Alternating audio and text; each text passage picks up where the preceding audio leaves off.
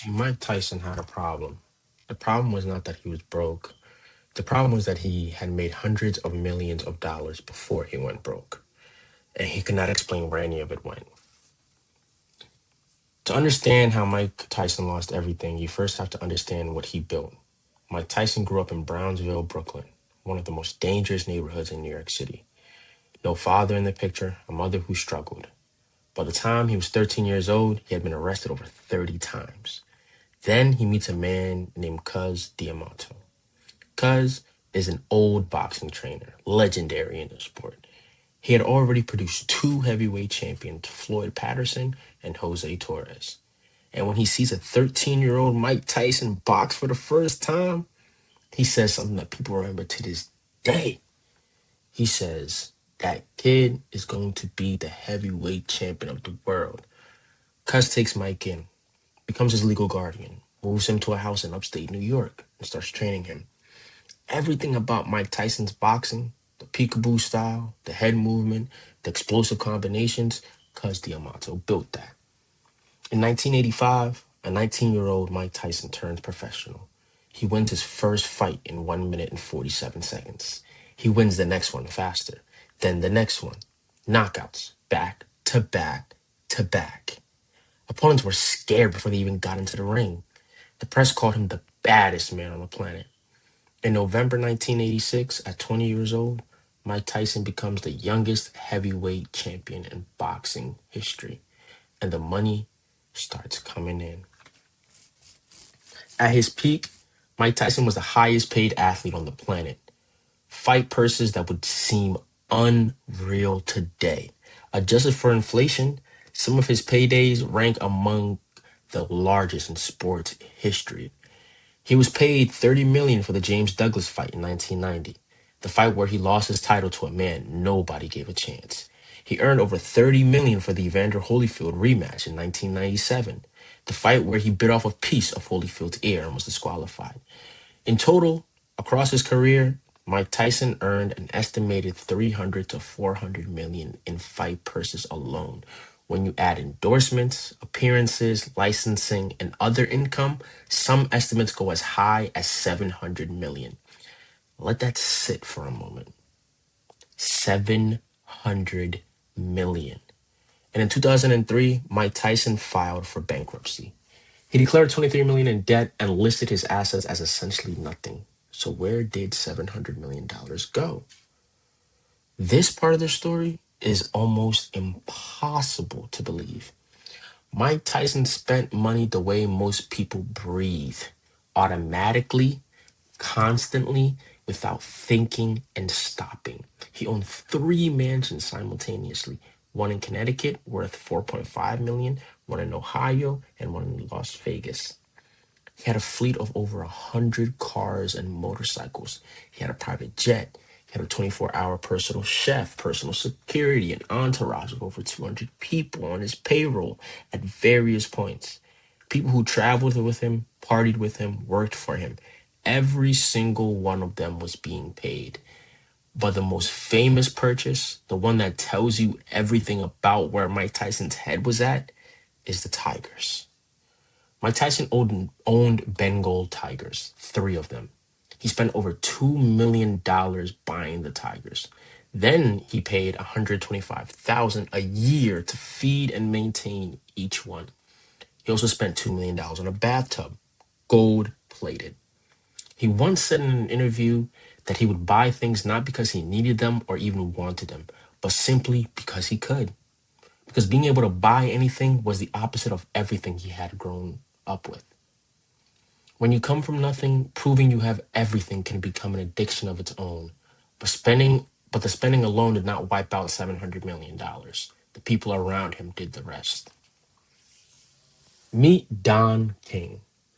Don King is one of the most successful and most controversial boxing promoters in history. Big personality, wild hair, American flags everywhere. The man knows how to put on a show. He also knows how to write a contract. Don King became Mike Tyson's promoter in the late 1980s. And over the years, multiple people who looked at the financial arrangements between King and Tyson, lawyers, accountants, advisors, came to the same conclusion. Mike Tyson was not getting what he was owed. In 1998, Tyson sued Don King for $100 million, alleging that King had stolen or misappropriated funds from his fights over the years. The case eventually settled for $14 million. Tyson later said that the settlement was a mistake, that the number should have been far higher. Don King was not the only one. Tyson would later file lawsuits against multiple advisors, managers, and associates, alleging that the people he trusted with his money had systematically taken from him while he was focused on fighting. When you are making tens of millions and spending tens of millions, it is easy not to notice when people in the background are quietly taking their share, and then some. The financial story does not exist in isolation. The personal story is running alongside it the whole entire time. In 1988, Mike Tyson marries the actress Robin Givens. The marriage lasts less than a year. The divorce is public and brutal. It costs him tens of millions. In 1992, Tyson is convicted of rape and sentenced to 6 years in prison. He eventually only serves 3 years. The legal fees for that case, the cost of income from years away from boxing, the cost of rebuilding after getting out, all of it adds up. When Tyson comes back from prison in 1995, he is still capable of earning enormous money. But the person who came back is not the same person who went in. The focus that Cos D'Amato had built, the discipline, the structure, it had all eroded. The spending gets worse. The circle around him gets larger and more expensive. The fights start going wrong. And then comes 1997, the Holyfield rematch. The ear, the disqualification, the $3 million fine, the suspension. That was the moment when the career that had been generating hundreds of millions of dollars began its final decline. By 2003, the math was undeniable. $23 million in debt, no significant assets, a man who had earned more money in a single night than most people earn in a lifetime and could not cover what he owed.